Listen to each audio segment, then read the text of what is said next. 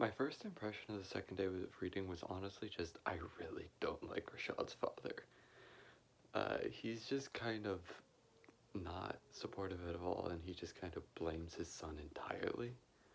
And like, the first thing he asks him after his story is, "Were your pants sagging?" And like, not, why would you ask that of all things? Like, it's your kid. He just got the shit beat out of him, and you're gonna ask, "Were your pants sagging?" Because you look like a blank, which I'm not quite sure what he was gonna say there.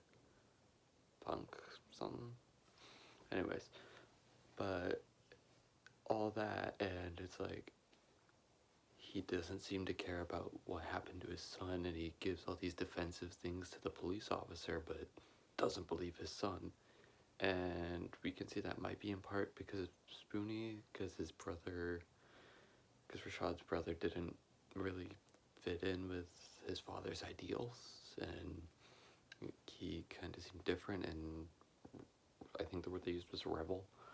Uh, but something about though that interaction just didn't sit really nicely with me, and I just gave a bad impression of Rashad's father overall, honestly. And another thing I've noticed so far is it always goes Rashad Quinn, which I think is interesting because it almost seems like Quinn's is like you get the first person perspective, and then you get Quinn, who's like someone who saw it and then reacting. So it's more like you get Rashad as the main story with Quinn as like an additional point of view. And while he also does have his own story going on, it does kind of seem to focus around the initial convenience store event, which is an interesting one to me.